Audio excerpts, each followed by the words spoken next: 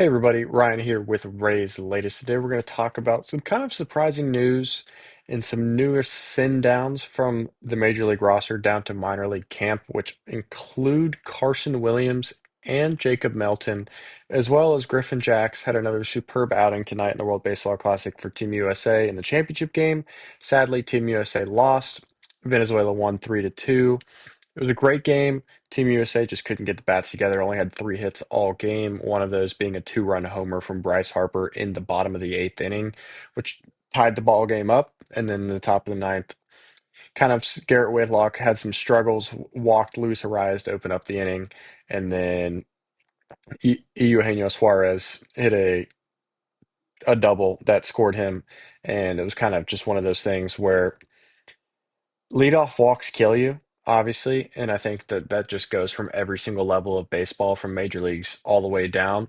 And I know in college baseball, especially over my career, leadoff walks, I would argue to say close to 40 to 50% of the time score. And that might be a little absurd number to a lot of you, but leadoff walks score a lot more than you think. And the number might not be 40 to 50%, obviously, but it is very high, the rate, considering based on if you would say that the average college ERA for a team is probably around a 4.5 to a 5, maybe a little lower than that, maybe a little higher than that, just depending on what kind of league you're in.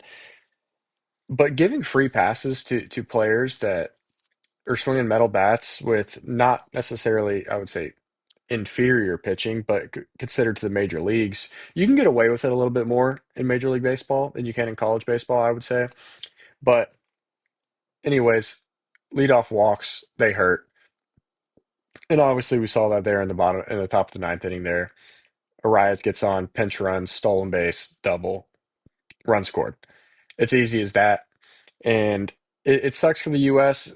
Haven't won in two new go rounds now, lost to Japan in 2023, lost to Venezuela in 2026. So 2029 will be the next go around for the World Baseball Classic. So we'll kind of see how obviously the U.S. roster looks from then, and hopefully, obviously, more Rays players are on that roster other than just Clevenger and Griffin Jacks. But Junior Caminero looked fantastic playing for the DR. Hit an absolute nuke off of Paul Skeens Sunday night. Griffin Jacks was fantastic out of the pen every single time he pitched for the U.S. Clevenger was great as well. So it's nothing but great to see from those guys.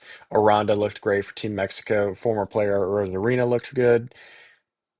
It's the Rays came out, and Anthony Gill, one of our prospects, looked great for Team Great Britain as well.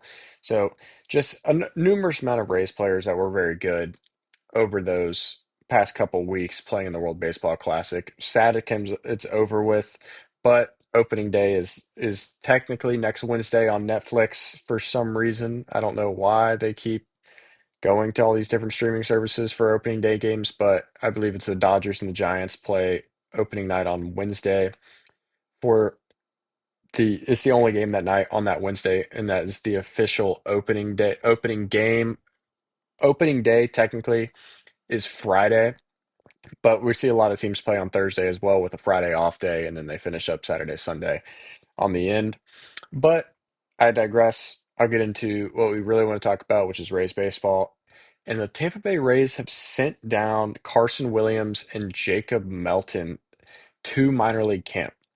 Kevin Cash says, I want to see them get off to good starts in AAA Durham. Impressed with both players. Carson is an improved player. He worked hard this offseason getting to know Jacob. He's super talented. Williams, or rather, Melton says they're working hard on his swing and the swing path and making sure that they're best equipped to cover as many pitches as possible. Just want to see that continue, not just them, for everybody.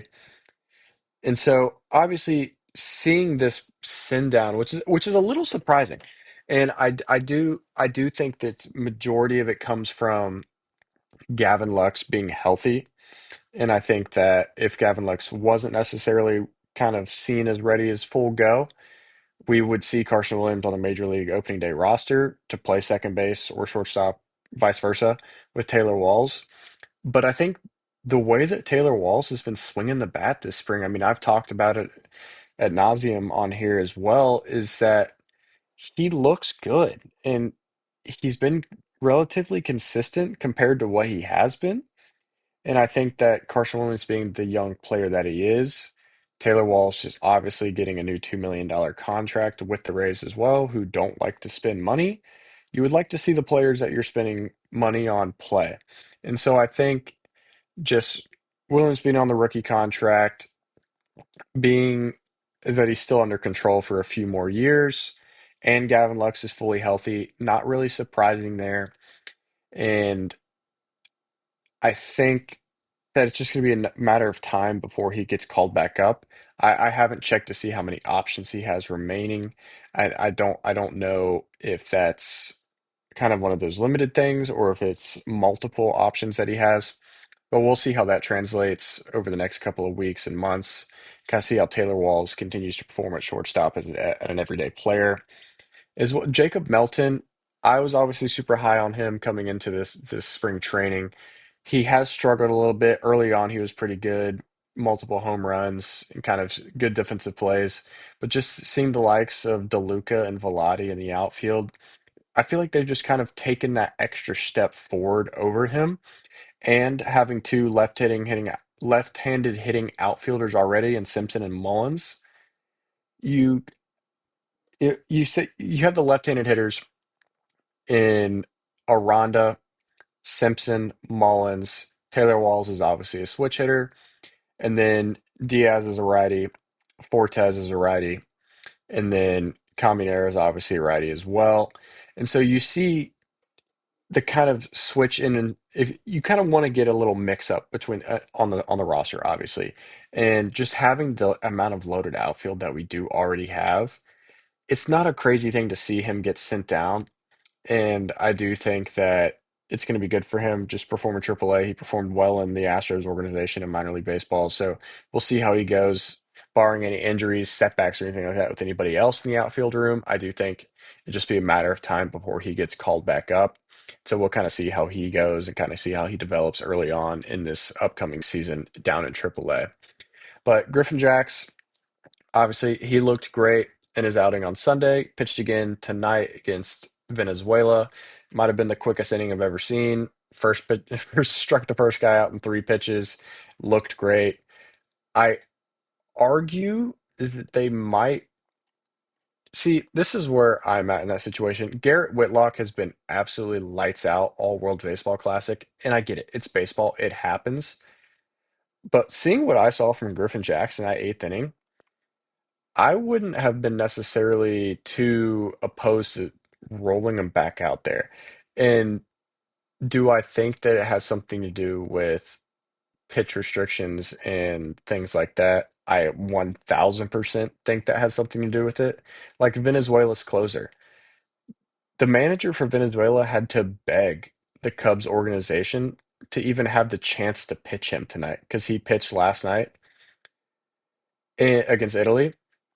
And they said, okay, fine. The only way he can pitch is if it's a ninth inning save situation, which I don't know if anybody else thinks this is absolutely crazy, but I think that's absolutely crazy. Granted, okay, I get it. It's March. They have full seasons. They're paying these guys salaries to pitch for a full year. I 100% agree with that aspect of it. But I pitched my whole life. I pitched in college, pitched at a high level. Throwing back-to-back days in March is not absurd. And I get it, the season hasn't started yet. But from a college baseball perspective, there's guys throwing back-to-back days opening weekend in mid-February, and they go on to pitch the rest of the year. And so I think that's just something that's a little crazy to me. And so that's just something I just can't fully grasp my head around. But it ended up working out for him. He did pitch tonight, back to back. He was unbelievable. So I don't think that it's necessarily going to matter. Obviously, we'll see how he goes through the rest of the year and see how his arm like kind of goes. But I don't think that one outing in mid-March is going to affect him too much, if I'm going to be completely honest with you. But Also, the Rays played the Yankees today as well. Pepio worked 5 innings, gave up a home run and 4 hits and 3 walks, threw 76 pitches, and then he went down and threw more into the bullpen afterwards, kind of just ramping up that pitch count, kind of just getting the body used to throwing 90-ish pitches. And then he said Tuesday, the walks definitely grind on me, but taking from the last game, they're more competitive at bats. And he said that he kind of feels great with what he's doing, and he's kind of looking forward to kind of going into the spring. So I'm excited what I've seen from him. Obviously, Nick Martinez has struggled a little bit. McClanahan struggled in his last outing, but he's obviously going through a lot of different things. Rasmussen, we'll see him opening day. I'm excited for that.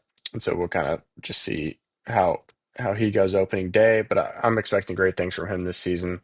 And I hope he kind of picks up to where he left off before he got injured a couple of years ago when he was in that rotation, close to throwing perfect games. I remember he went 7 1/3 or 7 2/3 in the Trop 2 years, 2 or 3 years ago. Almost had a perfect game there. But I hope we get that Cy Young Drew Rasmussen back as well as that Shane McClanahan Cy Young back. That would be great. And if Pepio, Matz, and Martinez can kind of fill into the rest of that void, I think this rotation could be fantastic, especially when you have that three-headed monster in Rasmussen, McClanahan, and Pepio. The sky's the limit with that rotation, and especially if you get into a playoff series, I wouldn't want to see those three guys in a starting rotation, if to be completely honest with you, because you get two of them, then you get a day rest, then you get the other one, and then day five, if you go on short rest, you could roll back out the game one guy, but you're getting that rotation game five, 1, 2, 3, 5, 6, 7 is what you're getting that rotation. So I think that would be great for the Rays. And if we can get into that situation of playoff baseball, I think it'd be fantastic. But you guys let me know what you guys think about the send downs with Carson Williams and Jacob Melton, as well as what you guys think about kind of how Griffin Jackson's looked in the World Baseball Classic, and any other thoughts you have about how Team USA performed. But you guys have a great one.